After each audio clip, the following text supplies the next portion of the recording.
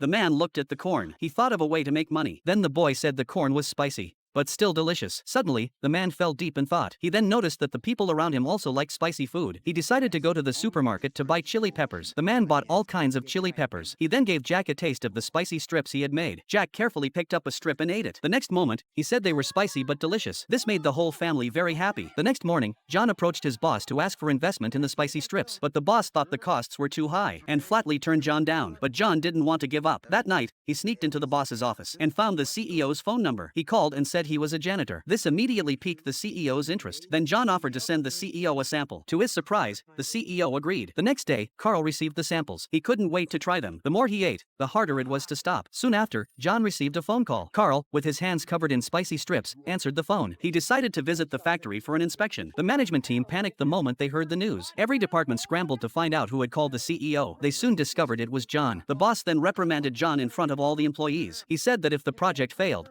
the factory would suffer massive losses and could even go out of business. Everyone would lose their jobs. John began to doubt his decision. The next day, Carl arrived at the factory. As soon as he walked in, he asked to see John. John then stepped out of the crowd. Since the president didn't have much time, John quickly described the flavor of the spicy strips, saying they were highly addictive and that customers couldn't stop eating them once they started. At that moment, the plant manager asked about the market share for spicy strips, so John gestured with his hands. Then all the senior executives laughed at him, but the president ignored everyone else's objections and approved the project. Soon, a snack called spicy strips was launched. It was placed on the shelves of major supermarkets. However, 5 days passed. The spicy strips weren't selling well. Instead, many were piling up on the shelves. Seeing that it wasn't working, the plant manager was about to halt production. John was very upset at that moment. Just then, John's friend encouraged him, and he